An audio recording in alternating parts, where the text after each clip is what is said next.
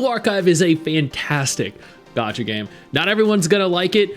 Its gameplay, its story isn't for everyone, but I have always found it to be a very fun game with a very gripping story, incredible looking characters, and a team that seems passionate and that cares about their respective players and community. And in turn, their players care about them. They care about their game.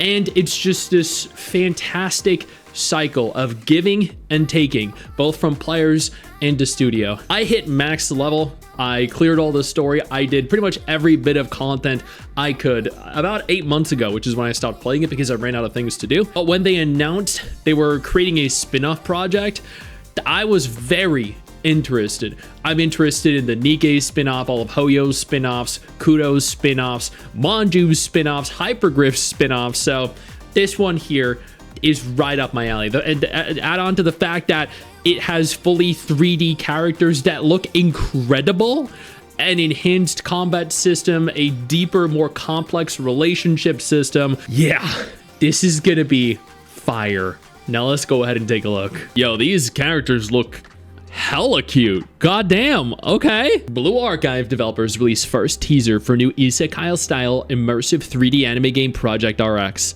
I believe I did a video on this a little while ago. Let me go ahead and take a look. Let me verify here. RX. I did a video titled Project RX is coming. So this was actually 9 months ago.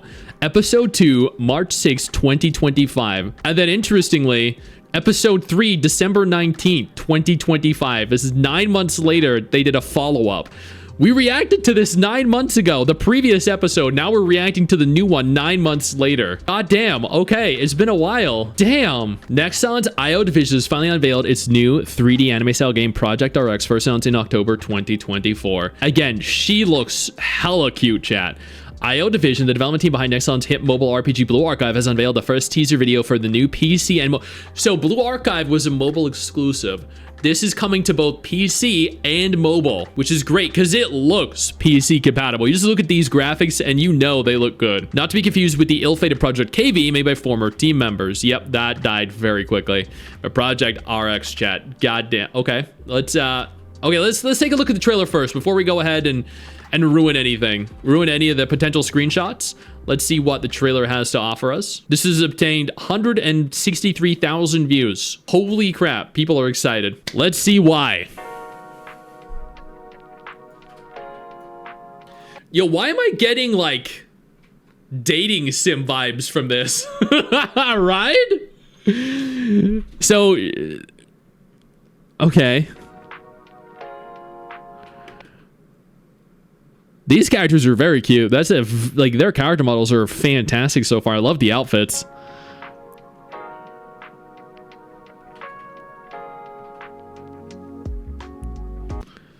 Oh, wow. Wow, some of the characters look really good. Holy crap.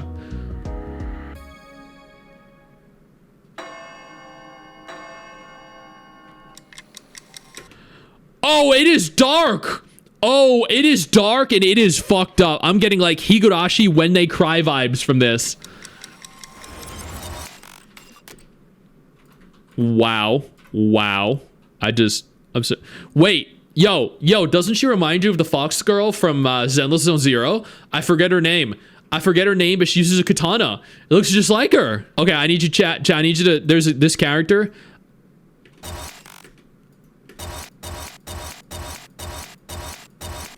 I like her. She looks like a butler.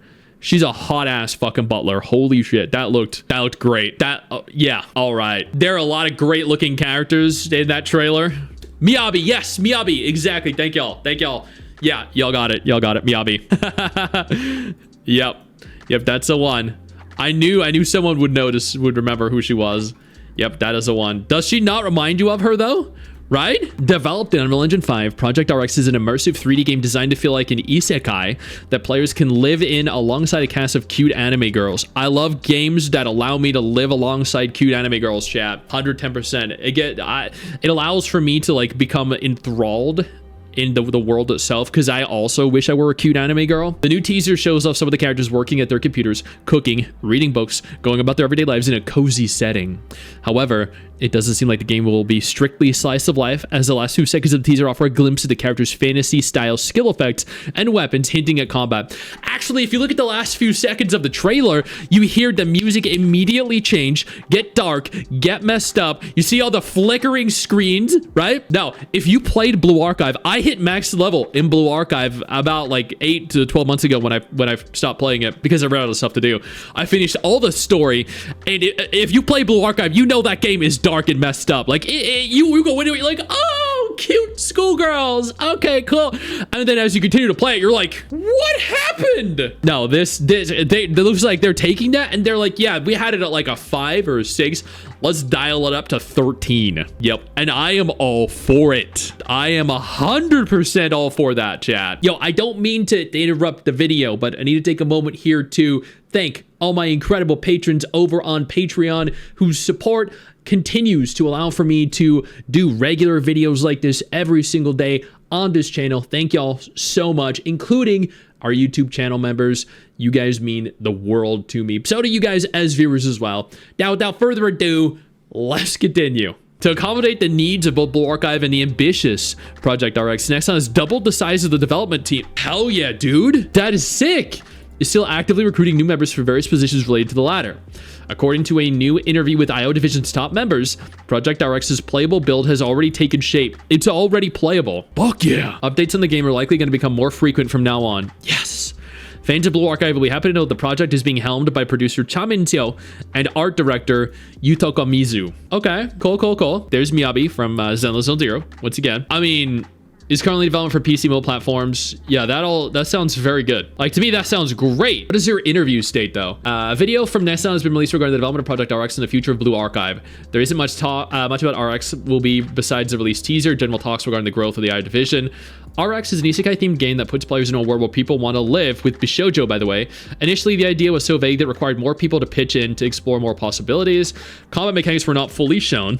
Youngha thinks that was too enough for now. The current game build is now playable. The team conducted a playtest in September, and Min-seo's opinion was not bad at all. I actually appreciate that. I do. I actually think that's good. When one of the people creating the game comes out and says, you know what, that's not bad, rather than our game is great, y'all are gonna love it. I appreciate this level of honesty. I think that's a sign of a solid, healthy mental state. A big inflated ego is bad when it comes to the development of a game. Ashes of Creation is a prime example of that. Both the Blue Archive and RX, BA and RX teams are still recruiting. Finding talent that possesses both technical skills and a deep understanding of anime subculture is difficult in Korea. BA team members have not been completely transferred as the development has doubled in size. It is still recruiting to handle the game next year and into the future. Youngha made a bold claim that RX is something you have never seen before. Okay. No concrete date of anything. Well, that's kind of depressing, but I'm going to assume here that there's going to be a beta next year. There has to be. There will definitely be a beta next year. I watched the interview.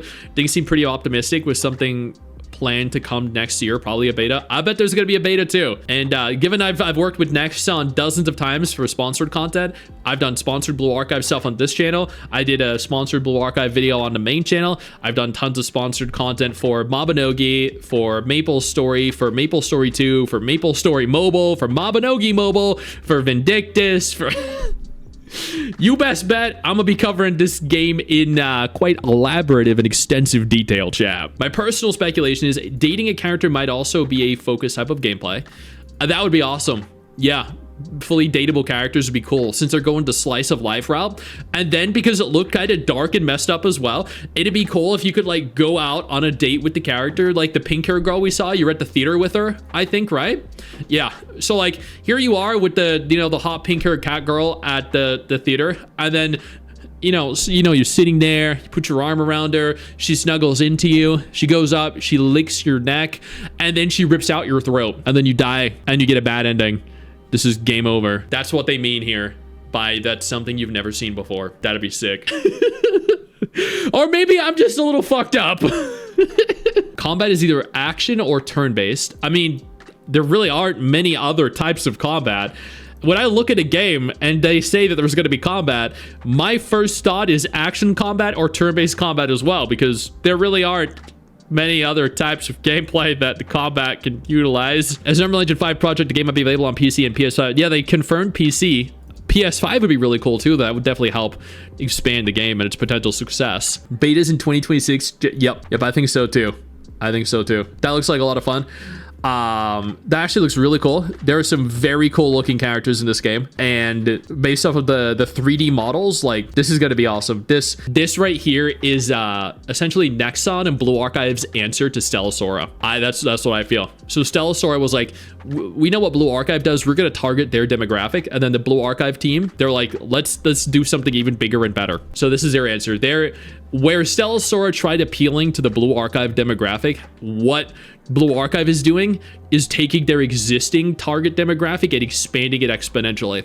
So Stellasora is essentially playing catch up, whereas Blue Archive is innovating, which is, I think, a great move by Nexon. Because Stellasora is a fun game, don't get me wrong, but I mean, trying to match what already exists rather than trying to be better than what already exists leaves you playing catch up pretty much forever. I know you think that you just hit the end of the video, and technically, yeah, you have. And I know your first reaction is to close out of it at this juncture, but don't.